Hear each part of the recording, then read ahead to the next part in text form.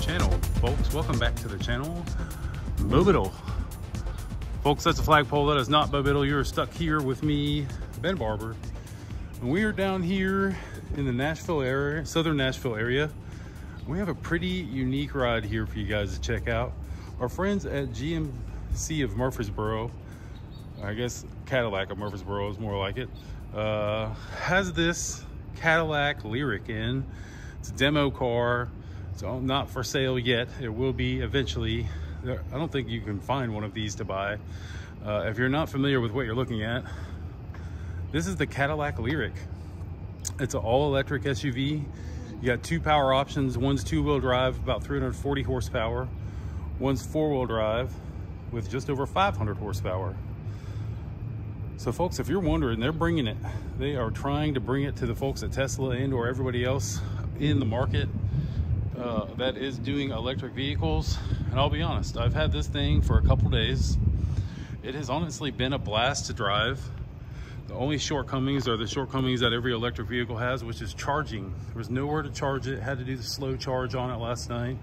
I think we got about 40 miles in 12 hours on a regular plug. I'll show you in the back. It does come with a 240 as well, which I'm sure would speed up your times. But like as a general theory, you're not going to be able to get a bunch of miles off of a home charge. But you know, let's just say we plugged it in at 7 a.m. or 7 p.m. We woke up at 7 a.m. went out there, we got 40 miles. I don't really, as a theory, most people don't live that far away from home or work, I guess. So not that big of a deal, but hey, it is electric. So it is one of those things people get a little frustrated about. All right, so when you unlock and approach the vehicle, it does a crazy light dance, and it's hard to see it in the daytime, but you're seeing a portion of it right now. Now it goes, as you saw it all cut off, all of this is light. All of these are little baby LEDs, all put into a cool little zone there. And it's really kind of a cool look. I really like that. I had to show that to you before we do what we normally do, which is get into the back of the vehicle. Here's our buttons. Press this twice, the back opens. Love that the brake light goes all the way through there. This thing has a fair amount of space. Gonna zoom out. Nashville Cars and Coffee bag, 4-scale and jug, I guess, for that matter. Fair amount of room. It does have a nice little flappy cover, and it does do the cool lay your seats down for you. I love that little theory of that. Plenty of storage in here, and you can see this is your electrical bag. It does have the 240 and the regular plug. There's a little bit more storage underneath there, not a ton. My bag's there and that's there, otherwise I would show y'all. Really huge entry, as you can see, and this is really low. You know, I would say if you're about 6 foot, that's going to be at just above knee level or around knee level. So really nice, easy access is what I'm trying to tell you guys. Really, overall, every bit of this vehicle is easily accessible. We'll go ahead and close that up. It does have the nice button, and we'll show you the cool brakes that it does have, or all the lights that it does have back here. See if I can get my button out here.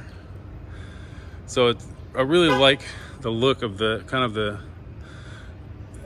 you know, as we approach, really like the look, and the mirrors come out and you can kind of see it's doing the same light dance back here as it does up front, just a little bit different when you approach. Very unique. I know there's what is it, the Lincoln, a couple of these other cars have these light dances, which is probably where these guys got the idea from, but you know, everybody does these things now. All right, so we're gonna get to the rear vehicle, and you'll see you just press this, the door opens a little bit, and then you're in charge of doing the rest. This seat clearly is laid down because we just did it a second ago. Now it's in. All right, so nice little blue stitch running right down the middle of the seats. Plenty of room back here. Started with our door card. Really nice textures. This is also soft, and then you got this nice textured bit here. I really like the feel and look of these door handles. Really nice. Bit spongy, which is good. A little bit of storage, which is good. As you make your way into the cabin, you can see there's not much of a slouching ability there, which is nice. Plenty of room. That's my driving position. That is enough room for me to sit behind myself. So That is always what I'm looking for, at least, is there enough room? Now, front door is similar to the back door, but it actually has a little, I don't know that it's a handle, but whatever you want to call that, that's what it is. Again, door card's really, really nice looking. It does have a really amazing stereo. We've been bumping it since we got it, the car a couple days ago. Plenty of storage there, storage here as well. And boom, yeah, there's your front seats again. The blue stitch running straight down the middle, really kind of nice. And then the contrasting white and black stitching. And boom, that's probably one of the reasons the stereo is so good. There's speakers in the headrest. That makes a whole lot of sense now. All right, we'll show you a bit of this waterfall look. Hilarious cubby right here. And then another, storage area there. And then your cell phone self-charging goes down in here, or electric wireless charging, and then fair amount of space, kind of weird angular, but there is power available in there, which is nice. Get this guy closed up and you can see just a little baby power outlet right there, which is kind of cool, unique. Didn't notice that before. So this is a touchscreen, and we'll show you all that here in a little bit, but you can use this system as well if you're not into touching the screen and trying to keep this area clean, I guess. Really nice looking cup holders. I like the look. One thing you can't see is this thing has pretty amazing ambient lighting throughout the vehicle. It's middle of the day, so you're not going to be able to see it, but it does have an amazing ability to cool colors. So again, press the button, door barely opens, climb on in. And what usually happens here, we'll just start over because I want to see this dash come alive. So get the doors locked. Now we're unlocked. Hit the buttons. Sorry, a little too much camera movement here on my part. I apologize. Now as we climb in here, this dash should come alive, but it didn't. So there's clearly a sequence I'm messing up. Either way, we're starting her up, and that's it. She's alive, folks. She is alive, and she's making all the beeping noises. Give me a break. Give me a break over here. Well, I just gotta close the door. Golly, all these cars making all these beeping noises drive you crazy. All right, so this is a new interface for Cadillac. This is all touchscreen. You can slide it back and forth, and again, this knob right here will move it as well. It does have the wireless CarPlay, which is really exciting. I'm gonna go ahead and tap that since my phone is hooked up. Got 5 on it, folks. Better get that 5 on it. Really nice looking interface. Everybody's used to CarPlay now. If you're not, sorry, get ahead of the game. But CarPlay works great. One of the things I guess I'll show y'all is it does have a couple different driving modes. Sport, clearly that's where I'm going to be. Touring mode, more available for just your regular driving. And then you also have the snow ice mode, which is exciting. Get ourselves back into sport. I'm gonna hit my home button again, and I want to show you all this ambient lighting. Look at the spectrums. And so parts of it is your accent and parts is the glow. So like you can choose 2 different colors, and look, all you got to do is move this sucker around and it just keeps moving around. So yeah, we're gonna go with red and blue. Sorry, my fingers are wet. It's red and blue, and yeah, again, these are the way cars are nowadays. You can just sit here and play these games all day long. We'll go back to home. A bunch of really cool functions. You got your Spotify in here. Clearly you got Apple CarPlay. You can go in and do podcasts through the Cadillac app, which is pretty exciting, or the Cadillac's app. One of the things I do like about this vehicle is it does still have buttons here for your air conditioning controls. But once you get in, you can actually do a little bit more specification of where you want your air to blow. Again, some of these things are a little bit above and beyond what you kind of need. And one of the things I thought was funny, and I'm not sure if it'll work because I've been having problems getting this screen to load, but if you're a nut job and you need to have all the map, look at this, you can make the whole thing a map. And again, it's not loading. I'm not sure why. This thing is still kind of it's not a vehicle for sale. So this may be something that, you know, is keyed off. You saw earlier in Apple CarPlay that it did have my map, so kind of confused as to why it's not working. Either way, it's hilarious. The whole thing could be a map. Who needs to know they're going to where they're going? All right, so here on the left side of the touchscreen, you'll see it's got a couple different buttons here. Clearly, I just showed you all the map. Here's your gauge area. Again, nice, you know, you get your weather and all this information on the bottom of the screen, your speedo and how much power you're using. On the right side, your music, which is cool. When you switch to this one, it gives you the energy. So you can kind of see very simple dash, you get your speedo. It just shows your recharge here on the bottom and then how much power you're actually using.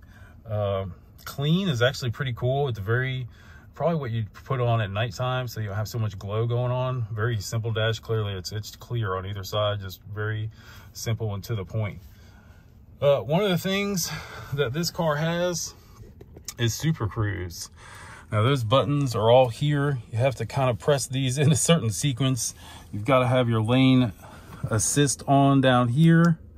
If you press that on, and then I believe you got to have your speedo, or you got to choose driver's control, and then I'm not moving, so it's not going to work. So it says Super Cruise unavailable, but I was driving earlier, so we're going to cut to that clip and show you guys how the Super Cruise works. We're going right now. All right, folks, the Super Cruise is set. 79 miles an hour. We're just cruising along, entering the Middleton, or I guess the Nashville area. I'm gonna go ahead and do the Fangle to change lanes. So we're hitting the button. It's looking to see if anybody's there. Nobody's there. No hands on the steering wheel. We just changed lanes. That is pretty amazing. One of the things I other noticed is that it does a really, really good job of tracking the cars in front of you as you go. Really amazing system. Back to the live me doing the video. Okay, folks, we are back. That was the how a Super Cruise works. I am here to tell you, and I will be 100% honest, I wish I didn't like it as much, but I do. I really do like it. You know, that whole drive I did was from Murfreesboro to Nashville. Only thing I used was my blinker stock. It changed lanes for me. I didn't touch the steering wheel, brakes, or gas. It did it all, which was amazing. One of the things this car has is the 1-foot driving. You can set it up in the car. You can also use this as your brake. It's a little aggressive. When you press this, you will feel a severe lean forward. But interesting that they basically put a brake paddle right here on the steering wheel. This thing has got way more amenities that I'm going to sit here and show you. But one of the things I need to make sure to show is this huge pano glass roof. I mean, once this thing is open, you feel like you're in a convertible. It is pretty amazing. Pano roofs are nothing new, I know, but this one, I don't know. I feel like this is the biggest pano roof I've ever seen on a car, honestly. And that's my opinion, not a fact, but that is my opinion. And I think I'm probably right. I've driven a lot of these SUVs with pano roofs. That one is amazing. Overall, folks, I like this thing. I didn't think I would. I'm not a Cadillac person. I'm not really an electric car person, but I'll tell you, this thing definitely made me rethink that process. You know, it's definitely a little bit harder to do, you know, get yourself powered up, but you know, for the most part, it's one of those vehicles that, you know, has kind of an interesting look on the road. Very wide presence. You can see how wide this thing is. This thing's about close to 6,000 pounds, I believe. So there's nothing light about it. It's a pretty heavy vehicle, but it feels planted on the road, and it's got a nice Cadillac ride. It's not like it's a floaty ride. It just kind of feels like you're gliding, which is awesome, an awesome feeling. But man, if you're on a long road trip, you may end up falling asleep because it's just so comfortable. Amazing, amazing. Well, folks, that is about all I have on this Cadillac Lyriq. If you're interested in one of these, they're not really for sale yet. But our friends at GMC of Murfreesboro have this one in stock. As soon as it gets a couple more miles on it, it will be available for sale. And again, it's a 2024, so as we move further into the rest of the year here, we'll start seeing these on the road a lot more. But right now, this is one of very few that are on the road. So huge thanks to GM and Murfreesboro. Again, their information's on the bottom of the screen. Hit them up in the future if you're interested in something like this, as again, it's not quite out yet. But I guess from my man Bo Biddle, who, well, that is definitely a man watering plants. I am Ben Barber. We will see you in the next video.